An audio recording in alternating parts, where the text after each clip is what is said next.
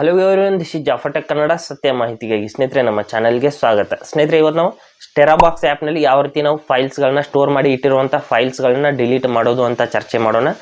ಅಲ್ಲಿ ನಾನು ಕೆಲವು ದಿನಗಳ ಹಿಂದೆ ವಿಡಿಯೋ ಮಾಡಿದ್ದೆ ಸ್ನೇಹಿತರೆ. ಅಲ್ಲಿ ಫ್ರೀಯಾಗಿ ನಮಗೆ 1000 GB ಒಂದು ಸ್ಟೋರೇಜ್ ಸಿಗುತ್ತೆ.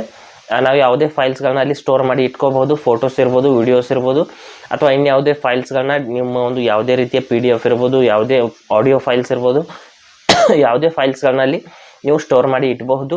ಆ ಒಂದು ಫೈಲ್ಸ್ನ ಯಾವ ರೀತಿ ನಾವು ಅಲ್ಲಿಂದ ಡಿಲೀಟ್ ಮಾಡೋದು ಅಂತ ಚರ್ಚೆ ಮಾಡೋಣ ಇಲ್ಲಿ. ಹಾಗೆ ನಮ್ಮ ಚಾನಲ್ಗೆ ಮೊದಲು ಬಂದಿದ್ದರೆ ನೀವು ನಮ್ಮ ಚಾನಲ್ನ ಸಬ್ಸ್ಕ್ರೈಬ್ ಮಾಡಿ ಮತ್ತು ನಮ್ಮ ಪಕ್ಕದಲ್ಲಿರುವಂಥ ಬೆಲ್ ಐಕನನ್ನು ಪ್ರೆಸ್ ಮಾಡಿ ನಮ್ಮ ತಂತ್ರಜ್ಞಾನ ಆಧಾರಿತ ಬೃಹತ್ ಕುಟುಂಬದ ಸದಸ್ಯರಾಗಿ.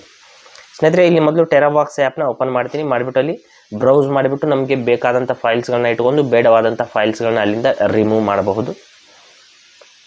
ಟೆರಾಬಾಕ್ಸ್ ಆ್ಯಪ್ನ ಓಪನ್ ಮಾಡಿದ್ದೀನಿ. ಇಲ್ಲಿ ಕ್ಲೋಸ್ ಮಾಡ್ತೀನಿ. ಮಾಡಿಬಿಟ್ಟು ಇಲ್ಲಿ ಈ ರೀತಿ ಅಡ್ವರ್ಟೈಸ್ಮೆಂಟ್ ಬಂದರೆ ಮೇಲ್ಗಡೆ ಕಂಟಿನ್ಯೂ ಟು ಆ್ಯಪ್ ಅಂತ ಇದೆ. ಮೇಲ್ಗಡೆ ಕ್ಲಿಕ್ ಮಾಡಿಬಿಟ್ಟು ಆ್ಯಪ್ನ ಓಪನ್ ಮಾಡ್ಕೊಳ್ಳಿ. ಈ ರೀತಿ ಓಪನ್ ಮಾಡಿದ ತಕ್ಷಣದಲ್ಲಿ ಇಲ್ಲಿ ನೋಡ್ಬೋದು, ಇಲ್ಲಿ ಸ್ಟೋರೇಜ್ ತೋರಿಸುತ್ತೆ ಸ್ನೇಹಿತರೆ. 1024 GB 475 MB ಮಾತ್ರ ಯೂಸ್ ಆಗಿದೆ.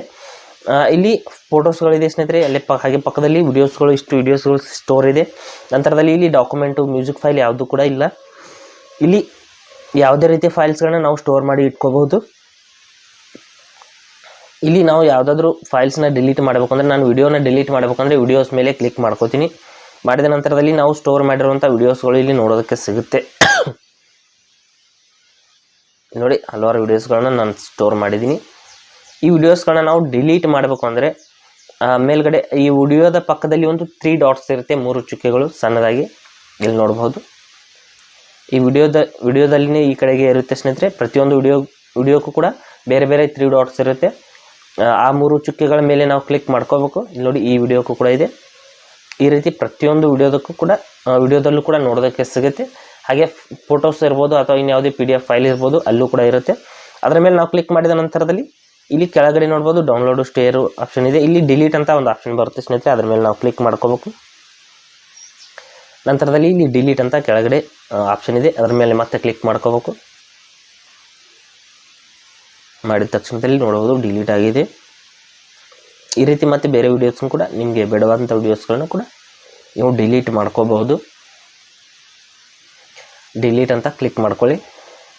ಈ ರೀತಿ ಯಾವುದೇ ವಿಡಿಯೋಸ್ ಇರ್ಬೋದು, ಫೋಟೋಸ್ ಇರ್ಬೋದು, ಯಾವುದೇ ಫೈಲ್ಸ್ನ ನೀವು ಅಲ್ಲಿಂದ ಡಿಲೀಟ್ ಮಾಡಬಹುದು. ಹಾಗೆ ಸ್ನೇಹಿತರ ಕೊಟ್ಟಿರೋ ಮಾಹಿತಿ ಸಂಪೂರ್ಣ ಮತ್ತು ನಿರೂಪಣೆ ಮಾಡಿದ ಶೈಲಿ ಉತ್ತಮ ಅಂತ ಅನಿಸಿದರೆ ವಿಡಿಯೋನ ಲೈಕ್ ಮಾಡಿ ಮತ್ತು ನಿಮ್ಮ ಸ್ನೇಹಿತರಿಗೂ ಕೂಡ ಶೇರ್ ಮಾಡಿ. ಹಾಗೆ ಅದರ ಬಗ್ಗೆ ಸಮಸ್ಯೆಗಳು, ಡೌಟ್ಗಳಿದ್ದರೆ ಕಮೆಂಟಲ್ಲಿ ಅವಶ್ಯವಾಗಿ ತಿಳಿಸಿ. ಮುಂದಿನ ವಿಡಿಯೋದಲ್ಲಿ ಮತ್ತೊಂದು ಹೊಸ ವಿಷಯದೊಂದಿಗೆ ಇರ್ತೀನಿ. ಮುಂದೆ ಬರ್ತೀವಿ. ಎಲ್ಲರಿಗೂ ಟೇಕ್ ಕೇರ್.